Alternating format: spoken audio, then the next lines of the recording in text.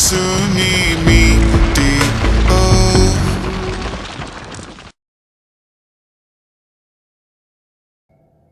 প্রত্যেক সুফি আলেম, কিন্তু প্রত্যেক আলেম সুফি নয়।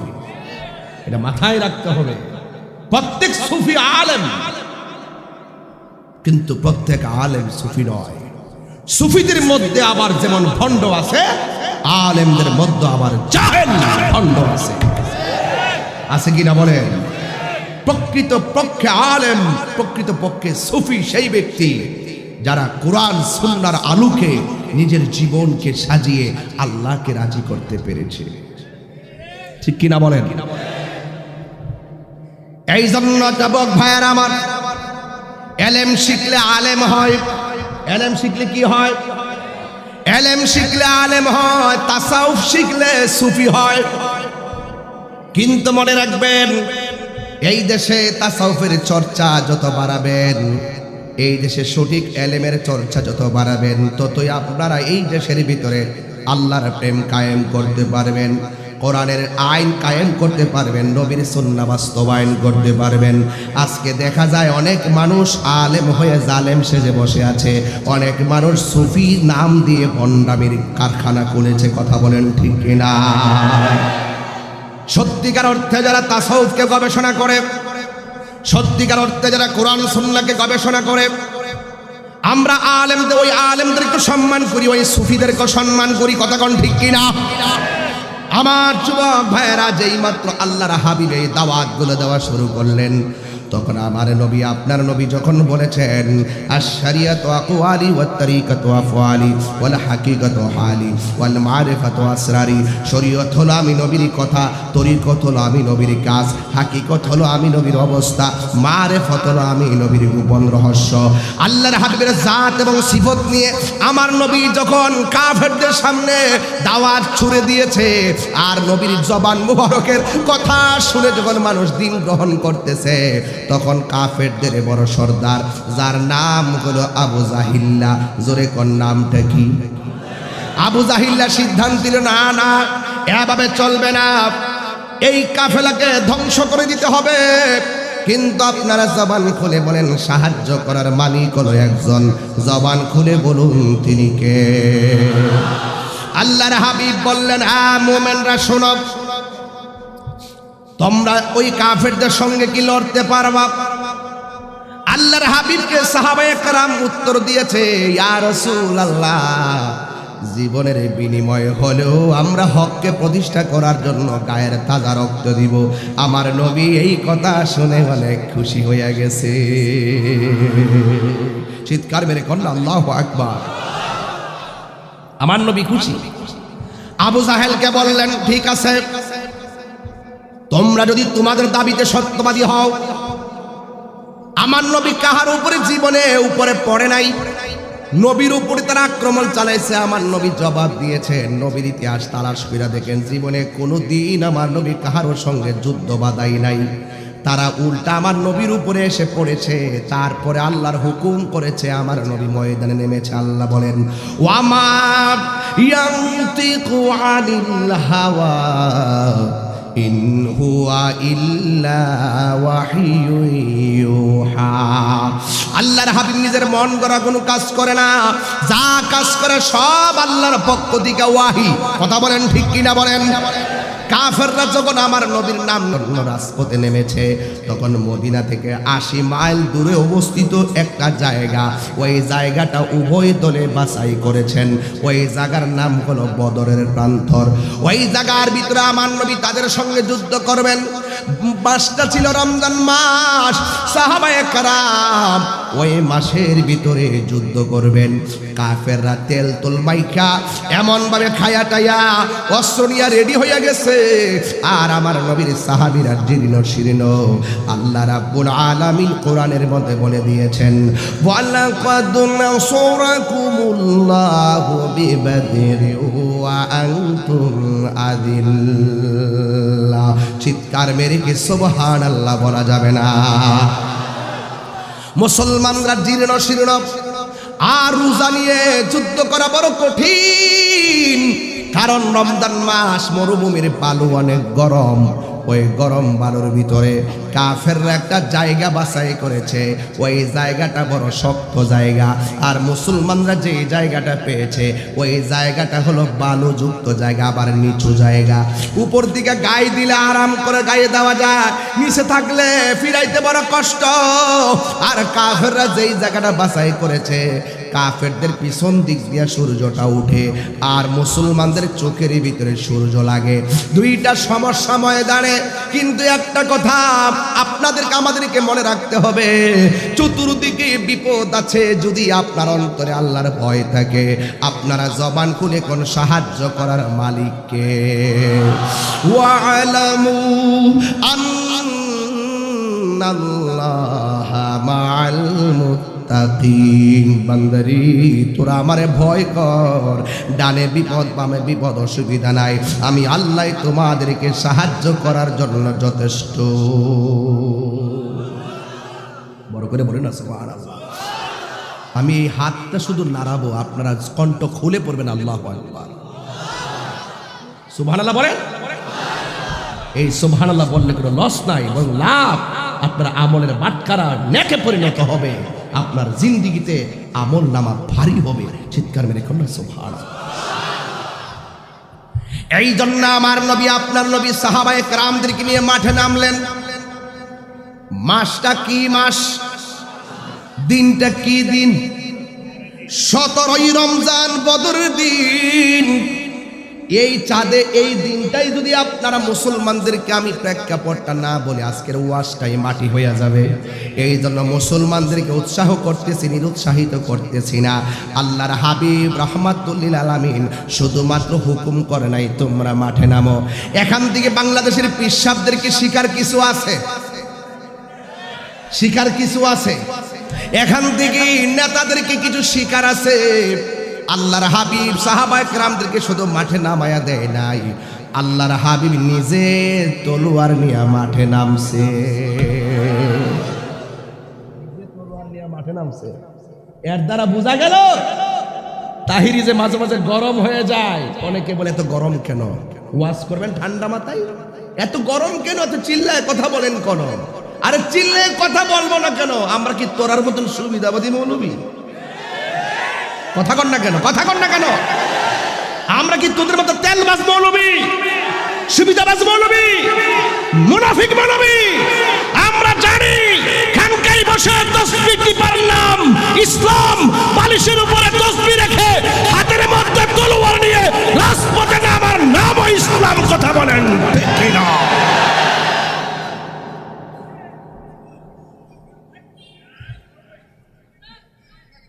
আমরা জানি খাবারের পরে মিষ্টি খাবার সুন্নাত।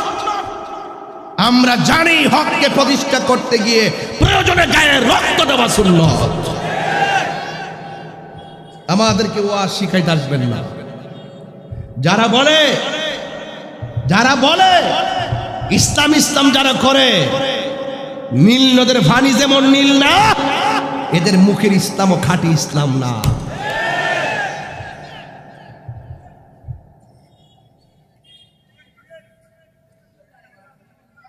কষ্ট হচ্ছে আপনাদের? আর 10-15 মিনিট চলবে ইনশাল্লাহ, কোনো অসুবিধা হবে আপনাদের? রমজান মাস বেশি রাত্র করবো না, আমিও ক্লান্ত।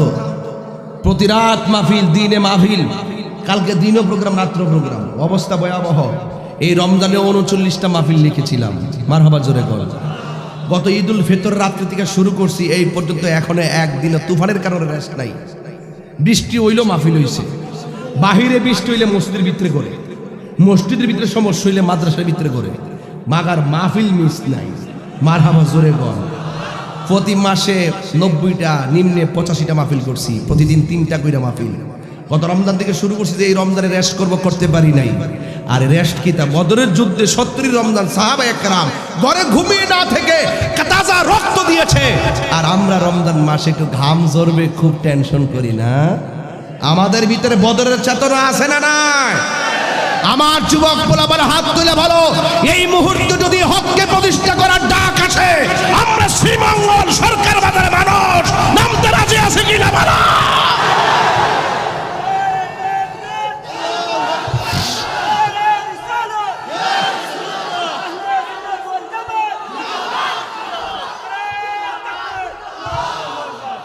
আল্লাহু আকবার বলেন। আল্লাহর হাবিব সাল্লাল্লাহু আলাইহি সাল্লাম বলেছেন, মান সালিমাল মুসলিমুনা মিন লিসানিহি ওয়া ইয়াদিহি, যার হাত দিয়া কেউ নিরাপদ না, যার কথার দ্বারা কেউ নিরাপদ না, সে কোনোদিন মুসলমান হতে পারে না। জোরে শরীকে মহব্বতে কি আল্লাহু আকবার বলা যাবে না? আল্লাহ রাব্বুল আলামিন বলেন, নেমে যাও। আমার আল্লাহর হাবিব কাফেলা নিয়ে নেমে গেছে। আল্লাহর হাবিব বলেন, ও সাহাবীরা তোমরা নেমে যাও।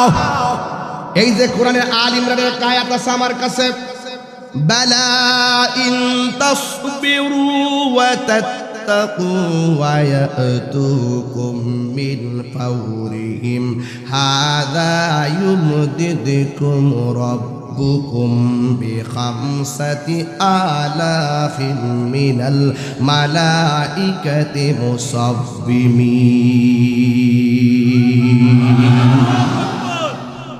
আল্লাহর হাবিব সাল্লাল্লাহু আলাইহি সাল্লাম বলেন, এ সাহাবীরা, হ্যাঁ বালা, হ্যাঁ ইন তাসবিরু, যদি তোমরা যুদ্ধের ময়দানে ধৈর্য ধারণ করো, ওয়া তাত্তাকু, আর যদি তোমরা তাকওয়া অবলম্বন করো, ইয়াতুকুম মিন ফাওরিহিম, আর ওই সমস্ত বিয়াদবরা যদি তোমাদের মুখোমুখি এসে যায়, হাযা ইউমদিদকুম রাব্বুকুম, তোমাদের উপরে আল্লাহর পক্ষ থেকে সাহায্য আসবে। জোরে জোরে কি সুবহানাল্লাহ বলা যাবে না? তাইলে আল্লাহর হাবিব ভবিষ্যৎবাণী করে দিলেন, ভরসা করব কার উপরে? কাফেররা যদি তোমাদের সামনে আসে, তোমরা ধৈর্য ধারণ করবা, ভরসা করবা আল্লাহর উপরে। তাইলে ডাইনের শত্রু চিন্তা করে লাভ আছে? কথা বলো। ডানের শত্রু চিন্তা করে লাভ আছে? বামের শত্রু চিন্তা করে লাভ আছে? সামনে শত্রু চিন্তা করে লাভ আছে? আল্লাহর হাবিব বলেন, যদি তোমরা ধৈর্য ধারণ করতে পারো, আল্লাহকে যদি তোমরা ভয় করতে পারো, আর বিয়াদবরা যদি তোমাদের একদম সামনে চলে আসে, মনে রাখবা আল্লাহর পক্ষ থেকে তোমাদের সাহায্য রেডি আছে। জোরে কোন সুবহানাল্লাহ। কঠিন ওয়াজ তো, একটু ভিতরের ওয়াজ, বাহিরের পাতলা ওয়াজ না। এক একটা লাইন নতুনত্ব হবে আপনাদের জন্য, একটু মাথাটা ওপেন করে শুনতে হবে। দেনে জ্ঞানে আমলে আউলিয়া, কলব রূহ সের খফি আখফা নফস আব আতশ আকবাত। কলব মানে হলো গিজাউল কলবে জিক্রুল্লাহ, আত্মার খাদ্য হলো আল্লাহর জিকির, আর রুহুর কাজ হলো আল্লাহর ধ্যান করা। আরে খাবার খেলে গায়ে শক্তি হয়, আর জিকির করলে কলব শক্তি হয়। খাবার খাইলে হাত দ্বারা শক্তি প্রদর্শন হয়, কলব শক্তিশালী হলে ওই কলবের ভিতরে নূর পয়দা হয়, আর নূরটা হাত দিয়ে প্রকাশ হয় না, নূরটা চোখের জ্যোতি দিয়ে প্রকাশ হয়। দরকার আছে কিনা বলেন? ঈমান তাজা রাখতে হবে। জোরে কোন সুবহানাল্লাহ, কোন আল্লাহু আকবার বলেন। জিকির হবে কিনা বলেন? এগুলো বলে গেছি, ওয়াজের ভিতরে অংশ রাখলাম। কেউ যদি এই কথা বলতে না পারে যে আমরা দলিলের বাহিরে কাজ করেছি, কথা কোন ঠিক না বেঠিক? তবে সময় পাই না, সুযোগ পাই না। আজকে সুযোগ পেয়েছি তাই কথা বলতেছি। দিনের সাথে মিলে গেছে, ঘটনার সাথে চেতনা এসেছে, চেতনার সাথে ভালোবাসা জেগে উঠেছে, ভালোবাসার সাথেই বাবারে আব আকাশ খাক বাদ আমার শরীরের সব উপাদানগুলো একমাত্র একজনের জন্য। জবান খুলে কোন তিনি কে? আমি তো আমার না, ঠিক না? আমি তো আমার না। মান আরাফা নাফসাহু ফাকাদ আরাফা রাব্বাহু, যেই ব্যক্তি আল্লাহকে, যে নিজেকে নিজে চিনতে পেরেছে, সে আমার রবকে চিনতে পেরেছে। জোরে বলুন না সুবহানাল্লাহ। তাইলে আল্লাহর হাবিব দর্জের শিক্ষা দিলেন, কুল ইন্না সলাতি ওয়া নুসুকি ওয়া মাহইয়ায়া ওয়া মামাতি লিল্লাহি রাব্বিল আলামিন। আল্লাহ রাব্বুল আলামিন বলে, হ্যাঁ বন্ধু আপনি বলুন, আরে বাবা, আমার জীবন, আমার মরণ, আমার বেঁচে থাকা, আমার নামাজ, আমার কুরবানি একজনের জন্য। জবানটা খুলে বলুন তিনি কে? এই জন্য কোরআন শরীফ হলে আমার জন্য পড়তে সুবিধা হয়। এ যুবক, আল্লাহ রাব্বুল আলামিন যখন কোরআনে বলে দিয়েছেন তোমরা ধৈর্য ধারণ করবে, কাফেররা সামনে যদিও চলে আসে তখন তোমরা ধৈর্য ধারণ করে ভরসা করবে আল্লাহর উপরে, দেখবে আল্লাহর পক্ষ থেকে তোমাদের কাছে সাহায্য আসবে। এখন সাহায্যটা কি আসবে? নবী তো একটা গ্যারান্টি দিছে, নবী তো সাথে আছেই, আবার এটার পিছনে আবার আল্লাহর সাহায্য আছে না নাই? কাফেরের সংখ্যা কয়জন? 1000। কাফেরের সংখ্যা কয়জন? আর মুসলমানরা 60 জন হলো মুহাজির। 60 জন কি? হিজরতের সময় যারা নবীকে সহযোগিতা করছে, নবীর সাথে যারা হিজরত করে গেছে এদেরকে মুহাজির বলে। যাওয়ার সময় যারা নবীর সহযোগিতা করছে এদেরকে আনসার বলে।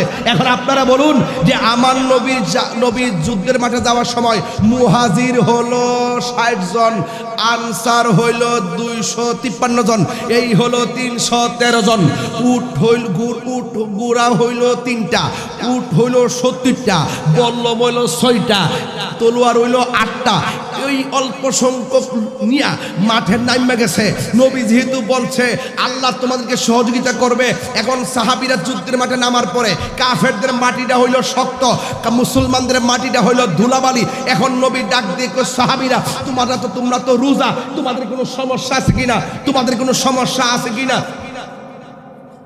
বড় সাহস কম না? এটা ওয়াজের ভিতরে একটা সভাপতির অনুমতি ছাড়া তুমি একটা প্রশ্ন না দিবা? আপনারা আসলে তো খুব সাহস দেখা যায় আপনাদের, না? একজন সভাপতি আছে আমাদের, একজন মান্যবর সভাপতি আছে, তার মাধ্যমে প্রশ্ন দিবেন।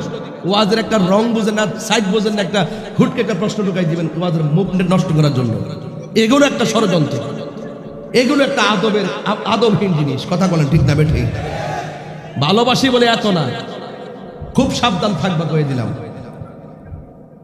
এবার আপনারা বলেন কাফেররা কি শক্ত জায়গায় না নরম জায়গায়? আর মুসলমানরা বালু জায়গায়? তখন আমার আল্লাহর হাবিব বলে, সাহাবীরা রে, ও সাহাবীরা, তোমাদের কোনো সমস্যা আসেনি? সাহাবীরা ডাক দিয়া বলি, ইয়া রাসূলুল্লাহ, নবী গো,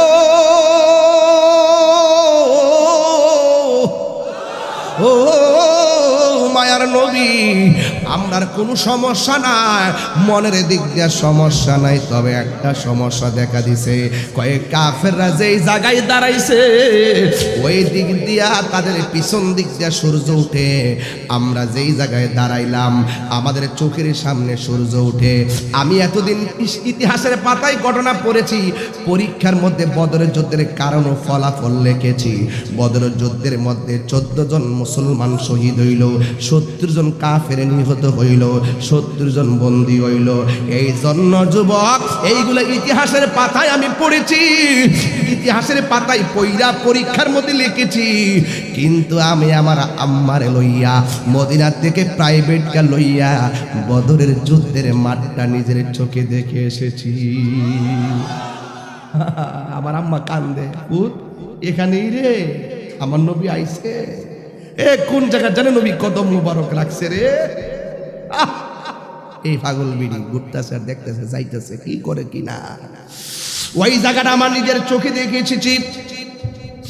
ও যুবক, আমার নবী কয়, সাহাবীরা রে, আর কোন সমস্যা আসেনি?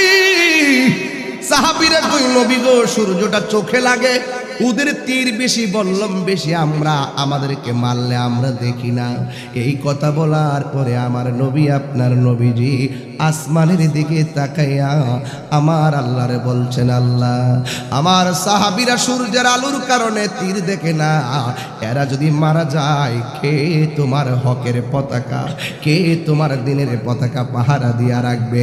সাহাবায়ে কেরাম বলেন, আল্লাহর হাবিব আকাশের মধ্যে তাকাইছে, তাকানোর সাথে সাথে সাহাবীরা বলেন, আমরা তাকাইয়া দেখলাম ওই সূর্য এমন ভাবে আমরা আলো দিতেছে, নবী দোয়াটা করতে দেরি হয়েছে, আমার আল্লাহ মেঘমালা দিয়া সূর্যটার মুখে রাইখা আমাদেরকে ছায়ার ব্যবস্থা করে দিয়েছে। আল্লাহু আকবার বলেন না? ওই যে সাহাবাদেরকে আমার নবী বলছিলেন কি, বালা ইন তাসবিরু ওয়া তাত্তাকু ওয়া ইয়াতুকুম মিন ফাওরিহিম হাযা ইউমদিদকুম রাব্বুকুম। তোমরা যদি ধৈর্য ধারণ করতে পারো, তোমরা যদি আল্লাহকে ভয় করো, কাফেররা যদি তোমাদের সামনেও এসে যায়, তোমাদের জন্য সাহায্য করবেন একজন। জবান খুলে বলুন তিনি কে? এরপরে সাহাবীরা দেখতেছেন সূর্যের মুখের মধ্যে মেঘমালা পড়ে গেছে। এরপরে যুবক আমার নবী, আপনার নবীর সাহাবীরা যুদ্ধ করতেছে। হঠাৎ করে আমার নবী জিগায়, তোমাদের আর কোনো সমস্যা আসেনি? সাহাবায়ে কেরাম বলে, নবী গো, আমাদের আরেকটা সমস্যা আছে। নবী না কইছে ধৈর্য ধারণ করবা, সাহাবীরা ছিল ধৈর্যের সেতু বন্ধন। নবী না কইছিল তোমরা আল্লাহকে ভয় করবা, আল্লাহকে ভয় করার ক্ষেত্রে সাহাবায়ে কেরাম যেন একটা হিমালয়ের পর্বত। কথা বলেন ঠিক কিনা? সাহাবীরা ডাক দিয়ে কয়, আল নবী গো, আমাদের সূর্যের তাপ এখন চোখে লাগে না, আর একটা সমস্যা আছে। কয় কি? কয় আমরা যখন ঘোড়া নিয়ে দৌড় দেই, ঘোড়া হলো 3টা আর উট হইল 70টা। এই ঘোড়া নিয়ে দৌড় দিলে ওই মাটিগুলা ধুলাবালিগুলা উঠতে থাকে, আর ধুলাবালির কারণে কাফেরদের তীরের আঘাত দেখি না, পাথরের আঘাত দেখি না, নিজের সৈন্য চিনি না, তাদের সৈন্য বুঝি না, একজন আরেকজনের ধুলার কারণে আমরা চিনতে পারি না। আল্লাহর হাবিব 2টা হাত আল্লাহর দরবারে বাড়ায়, আল্লাহ তুমি না কইছো সাহায্য করবা। আরো জোরে গণনা সুবহানাল্লাহ। এই কথা বলতে দেরি সাহাবায়ে কেরাম বলেন, আমরা তাকে দেখলাম আমার নবী আপনার নবীর মতন মুস্তাজিব দাওয়া 1,24,000 পয়গাম্বর কেউ না। আমার নবী যদি বলে আল্লাহ দাও, আমার আল্লাহ সাথে সাথে দেয়। আল্লাহ যদি আল্লাহর হাবিব যদি বলে আল্লাহ এটা করো, আল্লাহ সাথে সাথে করে। যুবক ভাইয়েরা, আমার নবী 2টা হাত তুলে কয়, আল্লাহ ধুলাবালির কারণে দেখে না, কাফেররা দাঁড়াইছে শক্ত জায়গায়, মুসলমান ধুলাবালির জায়গায়, তুমি না কইছো সাহায্য করবা। এই কথাটা বলতে দেরি সাহাবায়ে কেরাম বলেনি, আমরা তাকে দেখলাম আমার নবী হাতটা নামাইতেও পারে না। এমনি তো আমরা রোজা, আমার আল্লাহ নবী দোয়া করতে দেরি, আকাশ থেকে মুষলধারে বৃষ্টি নামাইতে দেরি করে না। আরো বড় করে বলুন না সুবহানাল্লাহ। যখন বৃষ্টি নামাইছে আল্লাহ কই, নিশ্চয় আমি আল্লাহর ধরা অনেক শক্ত, এতক্ষণ লাফাইছস আমি আল্লাহ তোদেরকে লাফাইবার একটু সুযোগ দিয়েছি। কথা কোন ঠিক না বেঠিক? যেই মাত্র আসমান থেকে বৃষ্টিটা নামছে, শক্ত মাটি পিছলা হইয়া গেছে, আর বালু মাটি ভিজা সুন্দর করে মাঠ হইয়া গেছে। এক সাহাবী দৌড়ায় আসা কয়, নবী গো, ও নবী, আকাশ মেঘমালা হয়েছে ভালো, কিন্তু আমার চোখ 2টা তীরের আঘাত দিয়া খুললা ফলাইছে, দয়া করে আমার চোখ 2টা ভালো কইরা দেন। আপনারা জবান খুইলা কোন চোখ ভালো করার মালিক কে? তখন সাহাবী যায়া নবীরে কই, নবী গো, চোখ ভালো কইরা দেন। লাগাও ফতুয়া, লাগাও ফতুয়া, চোখ ভালো করার মালিক কেডা? সাহাবী যায় কই, নবী গো, আপনি আমার চোখ ভালো কইরা দেন। শিরিকের ফতুয়া লাগাও দেখি। হ্যাঁ, ডাক্তারের কাছে যান না, যান না, লাগান না ফতুয়া, লাগান। আমার রাসূল বলছেন যে আমার উম্মত শিরিক করবে, তা নিয়ে আমার টেনশন নাই। শিরিক তো সহজ জিনিস।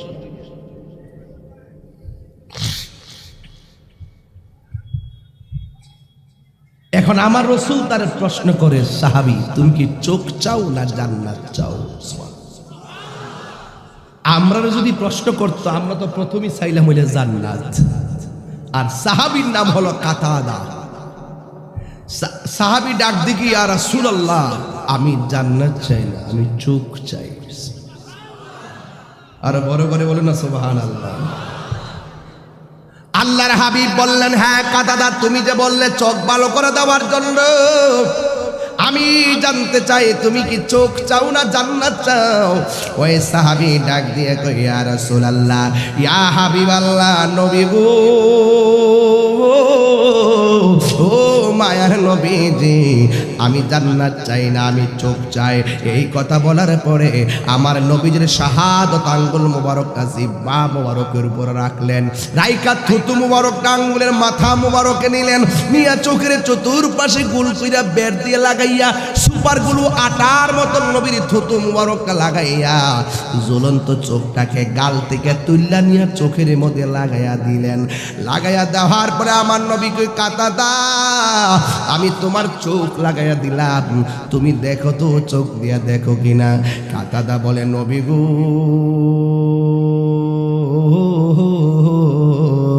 ও মায়ার নবী, দয়ার নবী, আপনি আমার ঝুলন্ত চোখ যেই জায়গার মধ্যে স্থাপন করলেন, আমি আগের চাইতে আগে যেমন করে চোখ দিয়া দেখতাম, এখন আমি আরো দ্বিগুণ বেশি দেখি। এবার নবী বলে, কাতাদারি, ও কাতাদা, তোমার আমি জিজ্ঞাসা করেছি তুমি কি চোখ চাও না জান্নাত চাও?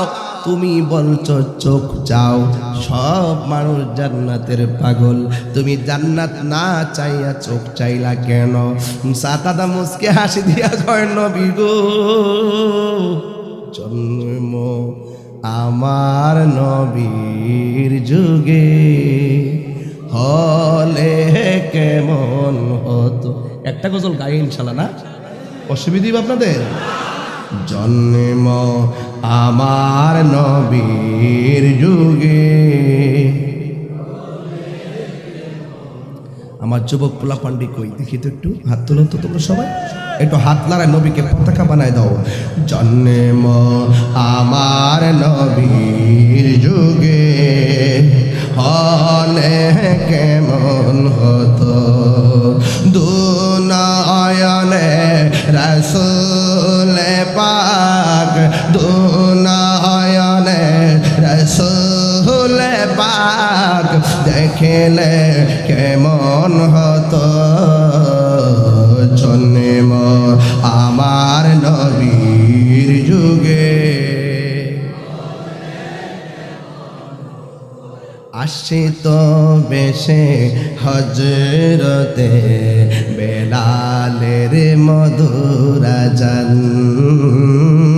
সে আজানে ছিল এমন প্রেম মুগ্ধ রহমান।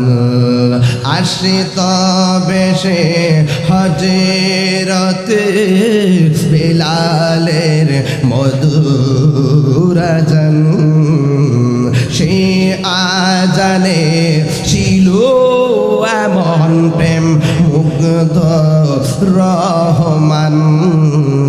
দয়াল নবীর পিছে নামাজ পড়লে কেমন হতো, দয়াল নবীর পিছে নামাজ, দুনয়নে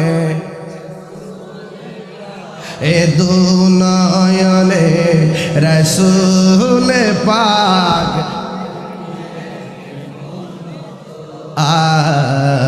জন্ম আমার নবীর যুগে। এটা তো সিলেট বিভাগ, তাই না? আমি যখন চট্টগ্রাম বিভাগে যাই, এই সুরে কিন্তু বললে চিটাগাঙ্গের এরা মজা পায় না, ওদেরকে বলতে হয় আরেকটু জোরে। আর সিলেটে যত আস্তে আস্তে বলা যায়, ওরা তত আস্তে আস্তে ওয়ার শুনে। এরপরও আমি কিছু অভ্যাস করে ফেলাইছি, একটু চিলি টিলি দেই, না দিলে আবার যুবকরা মজা পায় না। এই জন্য একটু সুরের রাগটা একটু বাড়াই।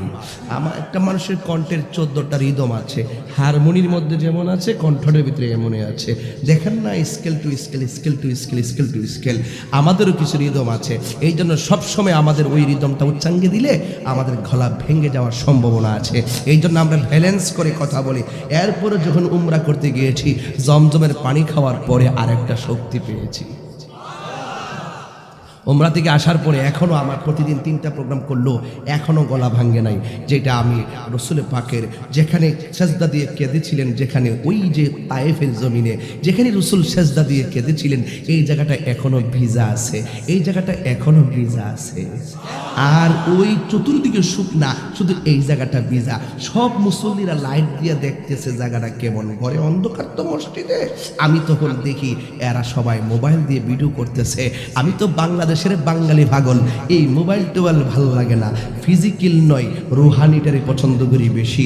তখন আমি মানুষের পায়ের ফাঁক দিয়া যাইয়া ওই থুতুম ওই চোখের পানি মুবারকটারে হাত দিয়ে এইভাবে বসাইছি, মরাইয়া চেহারার মধ্যে গলার মধ্যে মেসেজ করছি।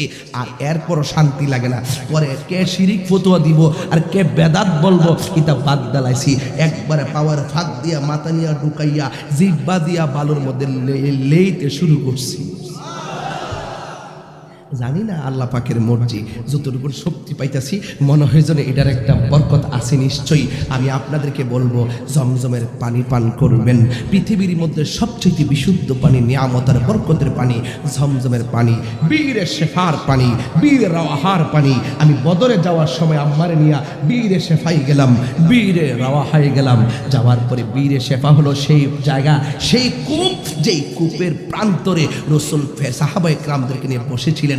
সাহাবায়ে কেরাম বললেন, ইয়া রাসূলুল্লাহ, খুব তৃষ্ণা লেগেছে। রসুল বললেন, যাও এই কূপ থেকে পানি পান করে নাও। সাহাবায়ে কেরাম পানি পান করতে গিয়ে দেখতেন পানিটা একটা কালার হয়ে আছে। মুখে দেওয়ার পরে দেখলেন লবণাক্ত ওই পানিটা। সাহাবায়ে কেরাম বললেন, ইয়া রাসূলুল্লাহ, এই পানিটা একটু লবণাক্ত মনে হয়, দূষিত মনে হয়। আল্লাহর হাবিব তখন ওই কূপের মধ্যে থুতু মুবারক দিলেন। দেওয়ার পরে সাহাবায়ে কেরাম বলি, ইয়া রাসূলুল্লাহ, আপনার থুতু মুবারক দেওয়ার পরে বিশুদ্ধ হয়ে গেছে। এখনো সেই পানি আমি বালতি দিয়া বইরা লই আইছি বাবা, সাদা বালতি দিয়া বইরা বাড়িতে নিয়ে আইছি ব্যাগের ভিতরে। আমি কই কাপড় চোপড় বাড়ি কইরা লাভ নাই, এই নবীর থুতু মুবারক যে কূপের মধ্যে পড়েছে, এই কূপের পানিটাই তো দরকার।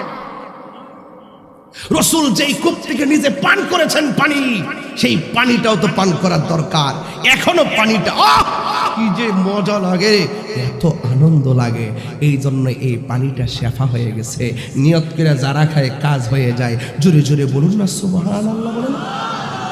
বাইরে আমার এগুলো পার্সোনালি কথা, এগুলো বাইরে আউট করবেন না, নিজের সিনার মধ্যে রাখবেন। নিজে মনে মনে ভাববেন তাহিরি যা কইছে আসলে যাইয়া দেখি আছে কিনা। এখনো যারা গেছেন ওই যে বসে রয়েছে না মদিনার পাগল, ওই যে বয়ে রয়েছে না, দেখা দাও রাসূলুল্লাহ তুমি, কাঁদে আশিক তোমার, আছো শুয়ে মদিনায় তুমি, ডেকে নাও রোজা তোমার। রাসূলুল্লাহ কি উপায় হবে আমার, রাসূলুল্লাহ কি উপায় হবে আমার। মরণের চিঠি যখন আসবে আমার, কালিমার তালকিন দিও বারে বার।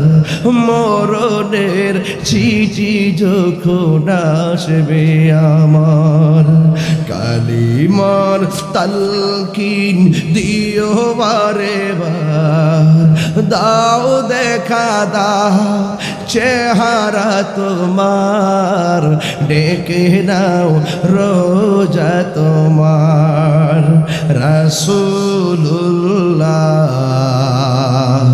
কি উপায় হবে আমার, রাসূলুল্লাহ কি উপায় হবে আমার। সবাই দেখা দাও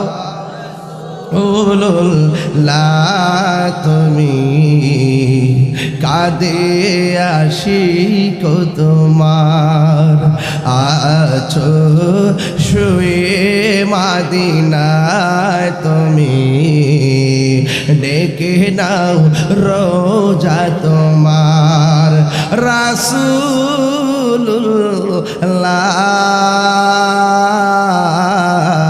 কি উপায় হবে আমার রাসূলুল্লাহ, কি উপায় হবে আমার রাসূলুল্লাহ,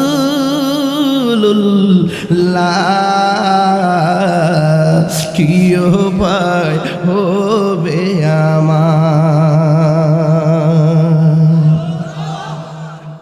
কষ্ট হয়েছে আপনাদের?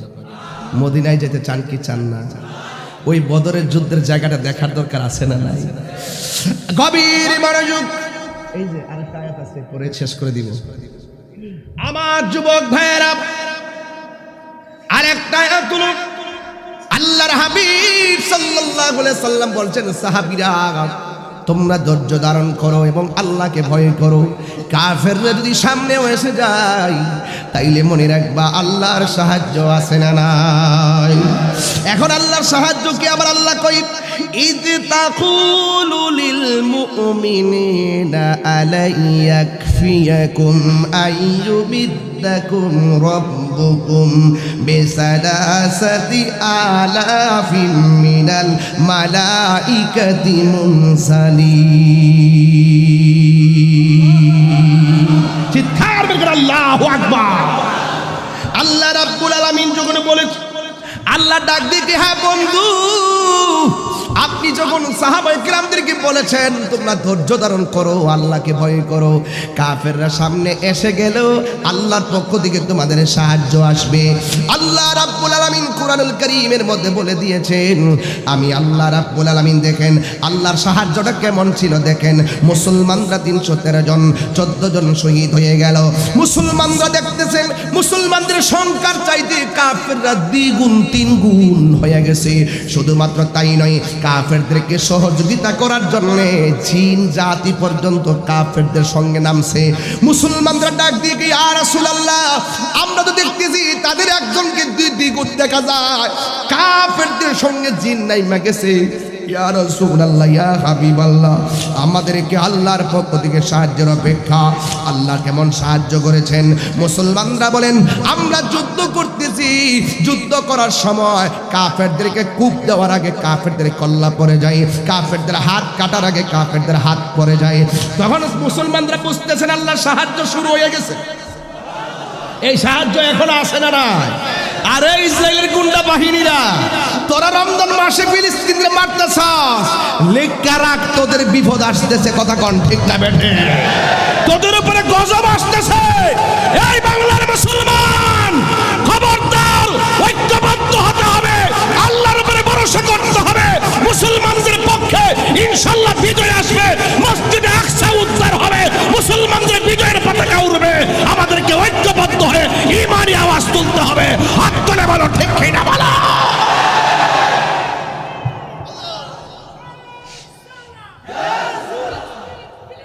জিন্দাবাদ। আল্লাহু আকবার বলেন না কেন? এই সাহায্য এখনো আসে না নাই? আরো জোরে বলে আসে না নাই? মুসলমানরা বলে আমরা কাফেররে কাটতাম যাই, কাফেরদের কল্লা হঠাৎ করে পড়ে জায়গা, কাফেরদের হাত কাটতাম যাই দিয়ে হাত কাটা জায়গা। মুসলমানদের হাতে বিজয় এসে গেছে। জোরে বলেন না সুবহানাল্লাহ বলেন না। তোমার ক্ষমতা চলে আসমানে শুধু জমিনে নয়। জিকির করে নাকি অসত্যি আল্লাহ আল্লাহ জিকির ফারস্তি তোরা ফারস্তা তো। তোমার ক্ষমতা চলে আসমানে শুধু জমিনে নয়। আমি তো শায়ের না, চেষ্টা করলে পারি। আরে তোমার ক্ষমতা চলে আসমানে শুধু জমিনে নয়। তোমার ইশারায় মাগরিব হতে উল্টায় আসর হয়। তোমার ক্ষমতা চলে আসমানে শুধু জমিনে, এত সহজ না গো। তোমার ক্ষমতা চলে আসমানে শুধু জমিনে নয়। তোমার ইশারায় মাগরিব হতে উল্টায় আসর হয়। তোমার মুজিজার কথা কি শেষ করিতে পারি? খেজুর গাছের ডাল হয়ে যায় ধারালো তরবারি। আমরা নবীর ভিখারি, আমরা নবীর ভিখারি, আমরা নবীর ভিখারি গো বলো নবীর ভিখারি, আমরা নবীর ভিখারি। ও গো নবী প্যারা নবী তোমারি দরবার যেতে তাই গেলে একবার যেতে চাই বারবার দু জাহানে চলে নবী তোমার জমিদারি দু জাহানে চলে নবী তোমার জমিদারি আল্লাহ সব কিছুর মালিক আল্লাহ সব কিছুর মালিক তুমি বন্টনকারী আমরা নবীর ভিখারি আমরা নবীর ভিখারি গো বলো নবীর ভিখারি গো বলো নবীর ভিখারি আমরা নবীর ভিখারি আমরা নবীর ভিখারি নবীর ভিখারি জোরে জোরে কি আল্লাহু আকবার বলা যাবে না হায়রে মুসলমানদের বিজয় আল্লাহ কয় কেমনে বিজয় إذ تقول للمؤمنين ألن يكفيكم أن يمدكم ربكم بثلاثة آلاف من الملائكة